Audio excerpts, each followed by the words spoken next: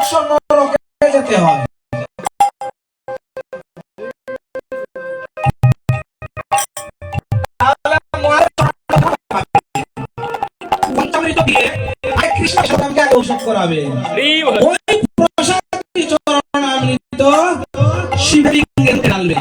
ওই চরণামৃত যখন পান করবেন তখন আপনার কৃষ্ণ ভক্ত।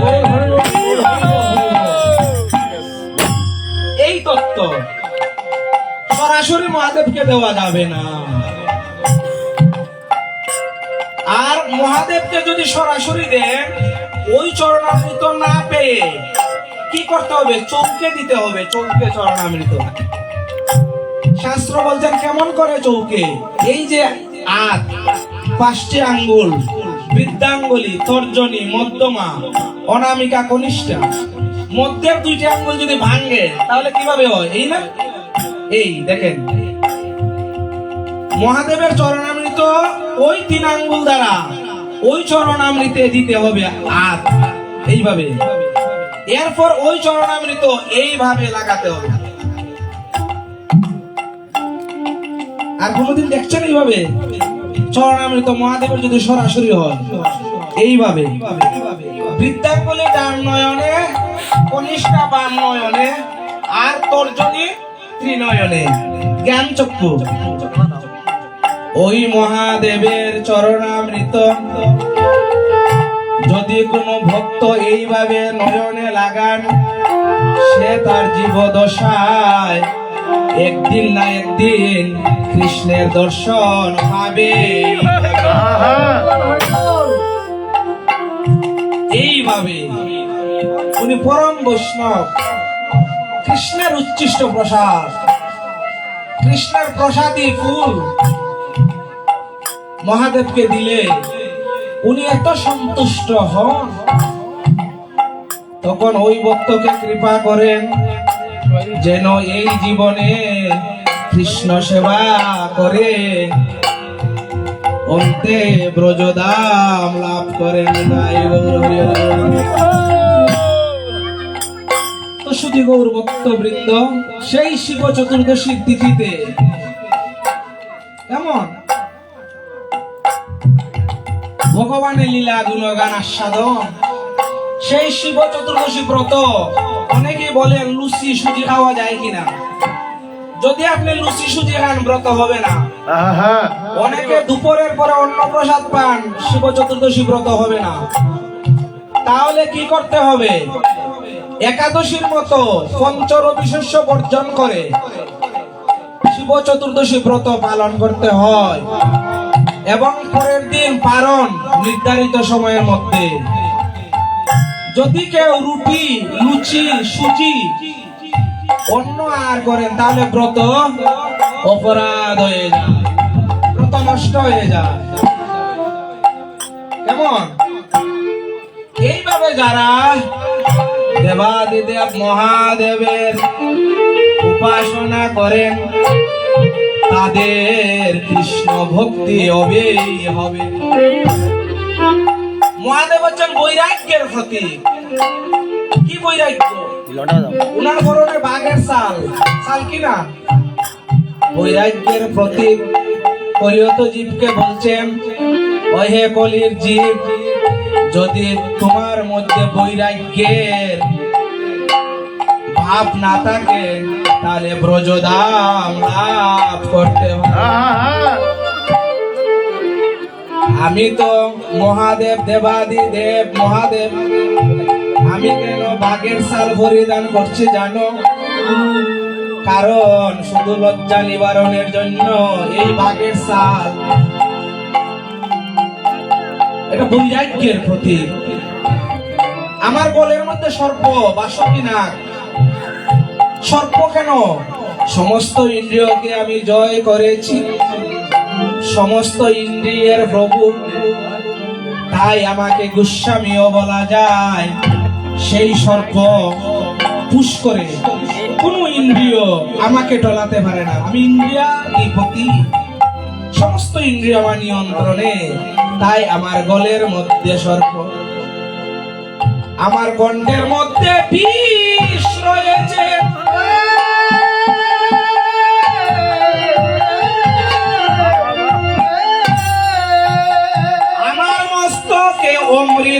হয়েছে, তুমি যে জীবনে শুধু সুখী পাবে তা না, সুখের পরে দুঃখ, দুঃখের পরে সুখ, অমাবস্যার পরে পূর্ণিমা, পূর্ণিমার পরে অমাবস্যা।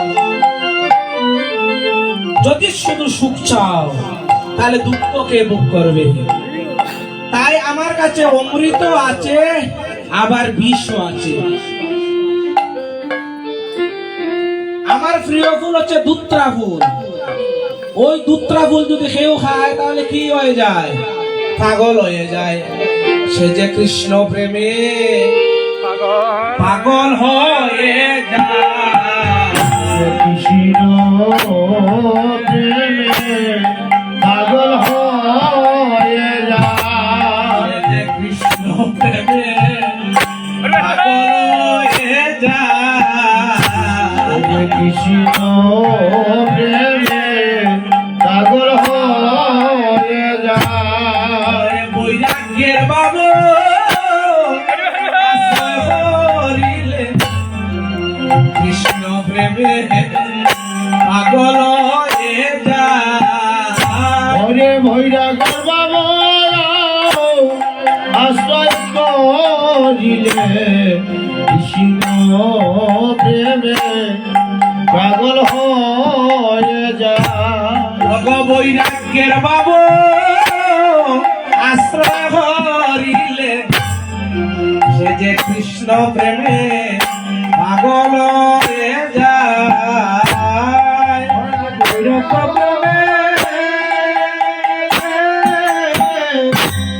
আশ্রয় করে কৃষ্ণ প্রেমে পাগল হয়ে যায়।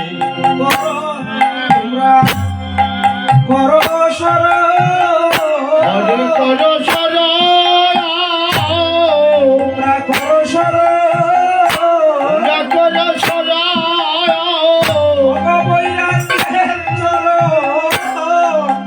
করো শরণ। বৈরাগ্যের বৈরাগ্যের চরণ তোমরা করো শরণ।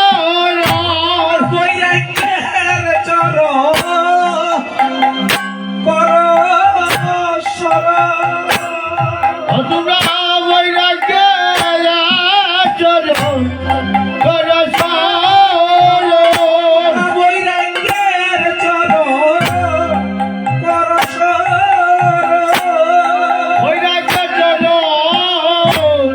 করো শরণ।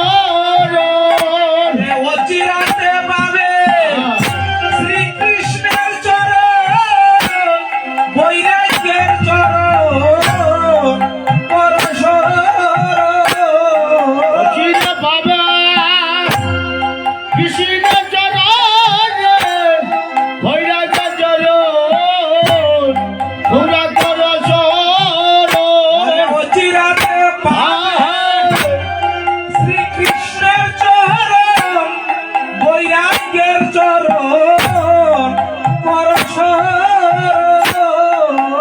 চিনে পাবে কৃষ্ণ চরণ, কৃষ্ণের চরণ করো শরণ।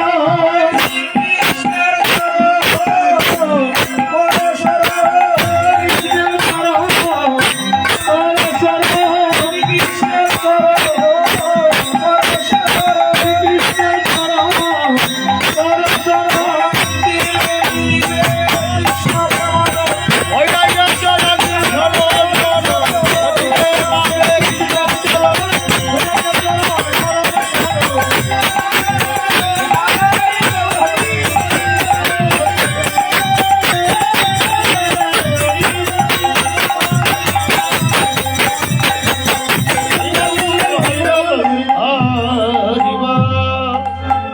তাই দেবাদিদেব মহাদেব জানিয়ে দিলেন, ত্যাগে আমাকে লাভ করা যায়,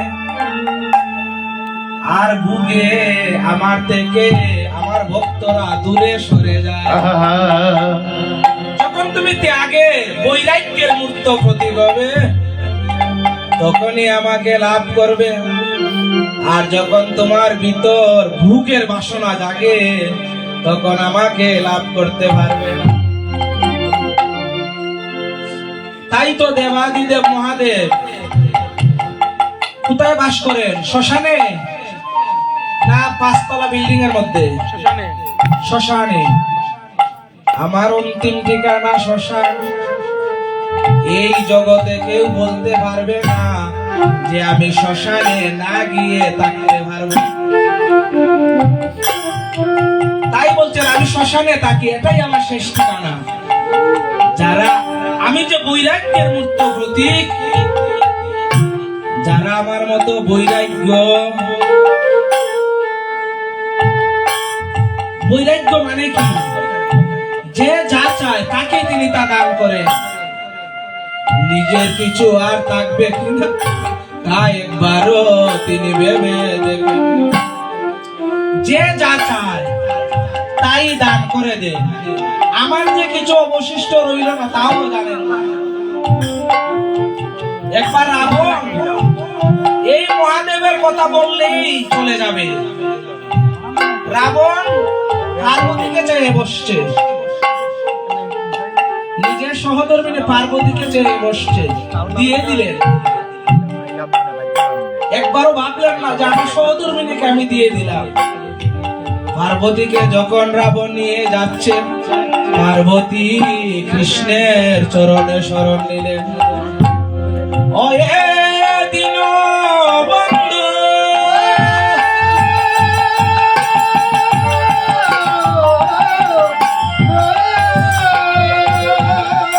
করুণা সিন্ধু জগৎপতি, আমাকে তুমি রক্ষা করো। এই রাবণ অসুর তো আমাকে নিয়ে যাবে। ভগবান সাক্ষাৎ রাবণের সম্মুখে উপনীত হয়ে, রাবণ তুমি কাকে নিয়ে যাচ্ছ? পার্বতীকে। রাবণ এত ভবন ভুলা, ভুলায় কি বলে? সে তো পার্বতী নয়। যদি পার্বতী তোমার স্কন্ধে থাকতো রাবণ, তার দেহ থেকে ভদ্রের গন্ধ বের হতো।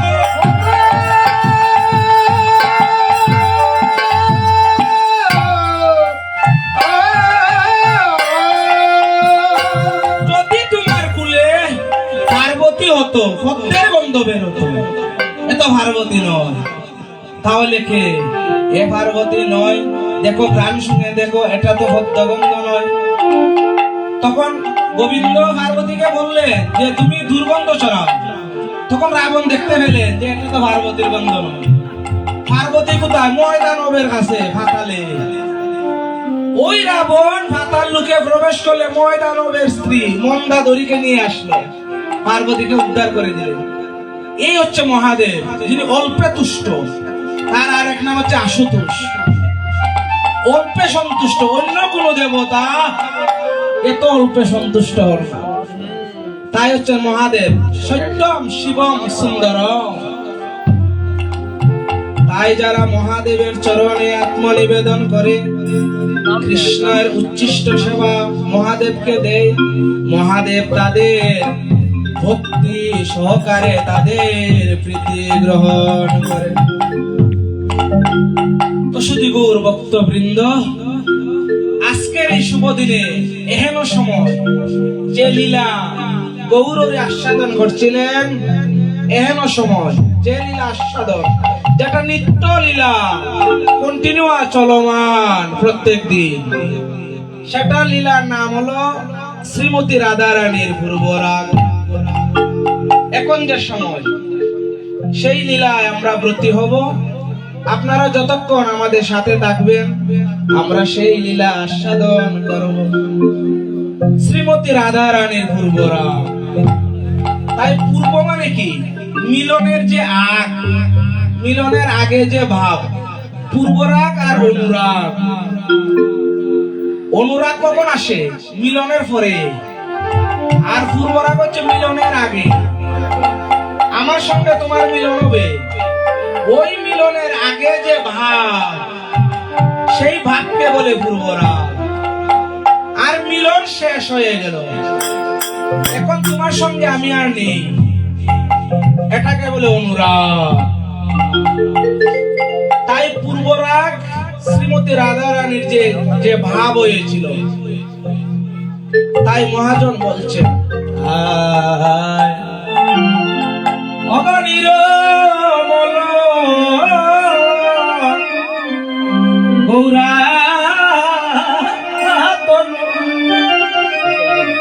কশিক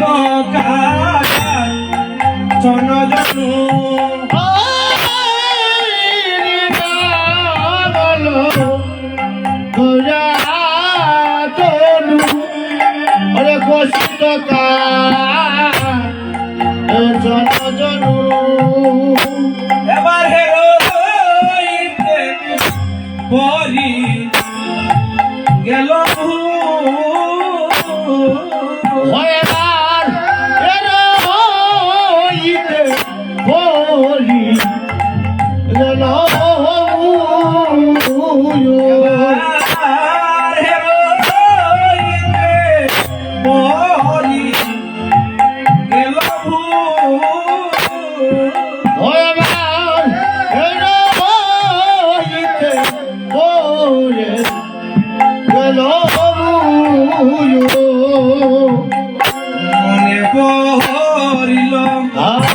মনে পড়িল মনে পড়িল আমার মনে পড়িল মনে মনে পড়িল আমার মন হরিয়ানিল মুখ পদ্ম মনে ভরিল আমার মন হরিয়া নিল ওরার মতো মনে পড়িল নিরমল গৌরাতন কশিত কাঞ্চন জন কাঞ্চন শব্দের অর্থ হচ্ছে স্বর্ণ। কশিত কাঞ্চন কাকে বলে? যে স্বর্ণ থেকে হাত মুক্ত করা হয়, স্বর্ণ থেকে হাত মুক্ত করে দেওয়াকে বলে কশিত কাঞ্চন। ওই হাত মুক্ত স্বর্ণের মতো আমার গৌরীর মুখমণ্ডল। তাই বলছে নিরমল গৌরা তনু, তনু শব্দের অর্থ হচ্ছে দেহ। কশিত কাঞ্চন জনু হেরোইতে ভরি গেল ভুল। এখানে বিষ্ণুপ্রিয়া মা সুরধনীতে গেলেন গঙ্গায় জল করার জন্য। যখন জল করতে গেলেন তখন দেখতে পেলেন একটি পদ্ম ফুল, একটি পদ্ম ফুল। তখন বিষ্ণুপ্রিয়া মা ভাবলেন আমার পিতা তো সনাতন পণ্ডিত, উনি বিষ্ণুর অর্চনা যখন করেন এই পদ্ম ফুলটি কাজে লাগবে। তাই এই স্বর্ণের পদ্ম ফুলটি আমি যদি আনতে পারি তাহলে আমার পিতা একটা বিষ্ণু পূজা লাগাবেন। তাই বিষ্ণুপ্রিয়া মা কিছুদূর যখন অগ্রসর হলেন তখন দেখতে পেলেন যে স্বর্ণের পদ্ম ফুল নয়, এটা একটা মুখমণ্ডল। এটা স্বর্ণের পদ্ম ফুল নয়, এটা মুখমণ্ডল। কিন্তু এই মুখমণ্ডল এমন মুখমণ্ডল যায় না রাখা, যায় না রাখা, ওরে দেখিলে প্রাণ যায় না হলো দেখিলে প্রাণ যায় না রাখা, দেখিলে প্রাণ যায় না। ও দেখিলে প্রাণ যায় না রাখা, ওরিয়া দিল, ভুলিয়া দিল, ওরিয়া দিল, ভুলিয়া দিল, ওরে আমার মন প্রাণ ওরিয়া দিল। ও সরে আমার মন প্রাণ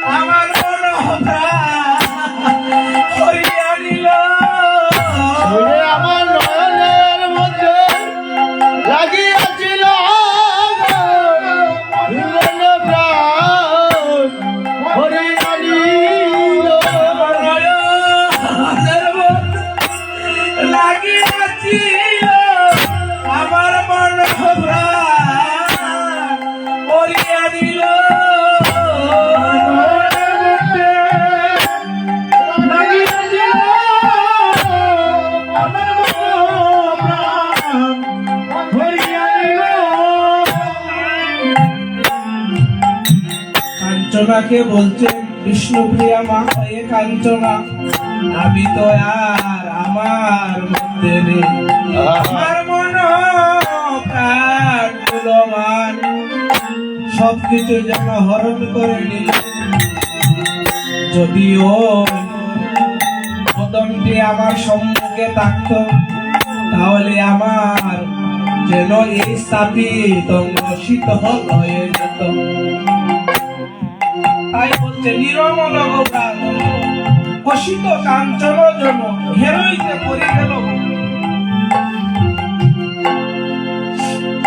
আর কি বলছেন, অগবাং ভুজঙ্গমে দংশন মজুমনে।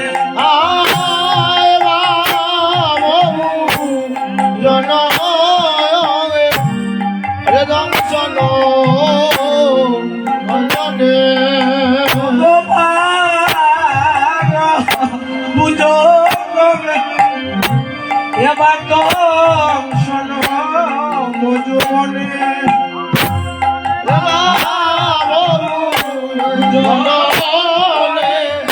আমার দংশন মজনে।